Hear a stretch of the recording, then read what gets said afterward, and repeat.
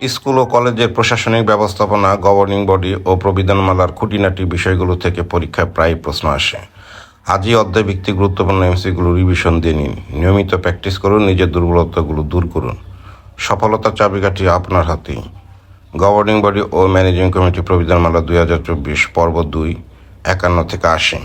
প্রশ্ন 51। 31 আগস্ট 2025 সংশোধনী অনুযায়ী বিদ্যমান কমিটি বলতে কোন কমিটিকে বোঝানো হয়েছে? উত্তর, প্রবিধানমালা অনুযায়ী দায়িত্ব পালনরত নিয়মিত কমিটিকে বোঝানো হয়েছে। 52। নির্বাচনের তফসিল ঘোষণার পর ভোটার তালিকায় কোনো ভুল পাওয়া গেলে তা সংশোধনের সর্বোচ্চ সময়সীমা কত?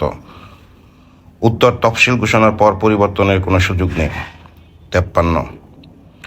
গভর্নিং বডি বা ম্যানেজিং কমিটির কোনো সভা আহ্বানের জন্য ন্যূনতম কতজন সদস্য অনুরোধ করলে বিশেষ সভা ডাকা বাধ্যতামূলক? উত্তর, 1/3 সদস্য। 54।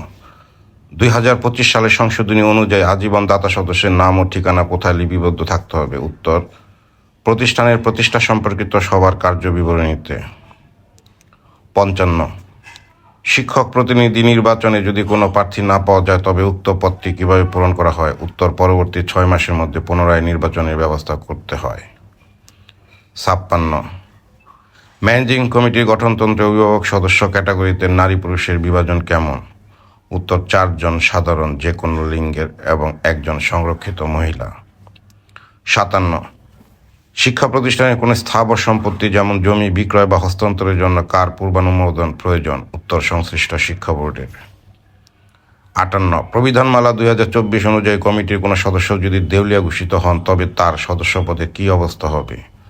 উত্তর, সদস্যপদ শূন্য হইবে। 59। 31 আগস্ট 2025 সংশোধিত প্রবিধানমালা অনুযায়ী দাতা হওয়ার জন্য জমির ক্ষেত্রে কী শর্ত আরোপ করা হয়েছে?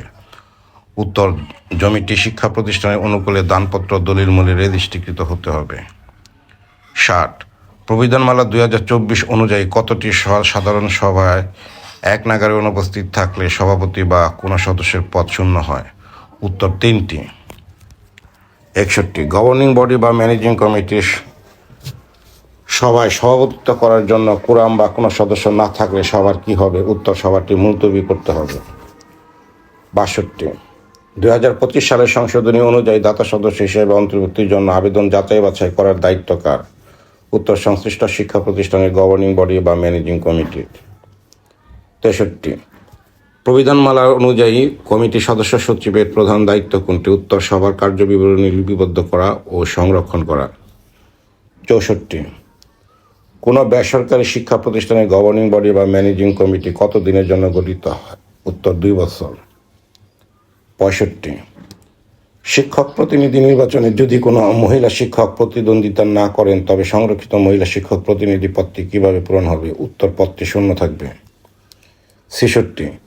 2025 সালের সংশোধিত প্রবিধানমালা অনুযায়ী আজীবন দাতা হওয়ার টাকা পরিশোধের মাধ্যমে কোনটি বাধ্যতামূলক করা হয়েছে? উত্তর, পে অর্ডারের মাধ্যমে।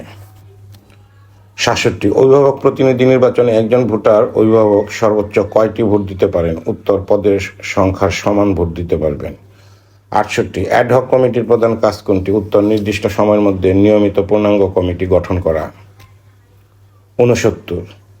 প্রবিধানমালা 2024 অনুযায়ী গভর্নিং বডি বা ম্যানেজিং কমিটি সাধারণ সভার কোরামের জন্য ন্যূনতম কত শতাংশ সদস্য উপস্থিত থাকতে হবে? উত্তর, 50%। 70। গভর্নিং বডির সভাপতি পদত্যাগ করতে চাইলে কার নিকট পদত্যাগপত্র পেশ করবেন? উত্তর, শিক্ষা বোর্ড চেয়ারম্যানের নিকট। 71। এমপিওভুক্ত শিক্ষা প্রতিষ্ঠানের কোনো শিক্ষক বা কর্মচারী কি অন্য কোনো প্রতিষ্ঠানের গভর্নিং বডির সভাপতি হতে পারবেন? উত্তর, পারবেন না। 72। প্রবিধানমালা 2024 অনুযায়ী শিক্ষক প্রতিনিধি নির্বাচনের জন্য ভোটার তালিকা কে প্রস্তুত করেন? উত্তর, সংশ্লিষ্ট শিক্ষা প্রতিষ্ঠানের প্রধান। 73। 2025 সালের সংশোধিত প্রবিধানমালা অনুযায়ী দাতা সদস্য হিসেবে একজনের নাম প্রস্তাব করা হলে তা অনুমোদনের ক্ষমতা কার? উত্তর, বিদ্যমান কমিটির সংখ্যাগরিষ্ঠ সদস্যের সিদ্ধান্ত। 74। গভর্নিং বডি বা ম্যানেজিং কমিটির সভাপতির মৃত্যু হলে বা পদত্যাগ করলে অথবা অন্য কোনো কারণে পদ শূন্য হলে প্রতিষ্ঠান প্রধান সেই শূন্য পদে অবশিষ্ট মেয়াদের জন্য পুনরায় সভাপতি মনোনয়নের জন্য নাম ও জীবন বৃত্তান্ত সংবলিত প্রস্তাব কোথায় প্রেরণ করবেন? উত্তর, সংশ্লিষ্ট শিক্ষা বোর্ডে প্রেরণ করবেন। 75। গভর্নিং বডি বা ম্যানেজিং কমিটির সভাপতির মৃত্যু হলে বা পদত্যাগ করলে অথবা অন্য কোনো কারণে পদ শূন্য হলে প্রতিষ্ঠান প্রধান সেই শূন্য পদে অবশিষ্ট মেয়াদের জন্য পুনরায় সভাপতি মনোনয়নের জন্য সংশ্লিষ্ট শিক্ষা বোর্ডের নাম ও জীবন বৃত্তান্ত সংবলিত প্রস্তাব অনধিক কত কার্য দিবসের মধ্যে প্রেরণ করতে হবে? উত্তর 7 কার্য দিবস।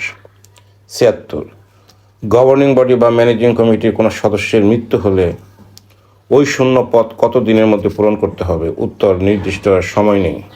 ব্যাখ্যা: প্রবিধানমালার নির্দিষ্ট কোনো সময়ের উল্লেখ নেই, শুধু 13 নম্বর প্রবিধানে শূন্য পদ পূরণের কথা উল্লেখ রয়েছে। সেই ক্ষেত্রে নির্বাচনে পরবর্তী যে প্রার্থী সর্বোচ্চ ভোট পেয়েছেন তিনি শূন্য পদের সদস্য হিসেবে দায়িত্ব পালন করবেন।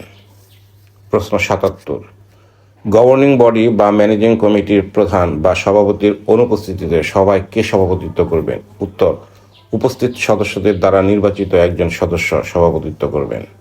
78, প্রবিধানমালা 2024 অনুযায়ী গভর্নিং বডি বা ম্যানেজিং কমিটির সভায় গৃহীত সিদ্ধান্তসমূহ কোন বইতে লিপিবদ্ধ করতে হয়? উত্তর রেজলিউশন বা কার্য বিবরণী বহিতে।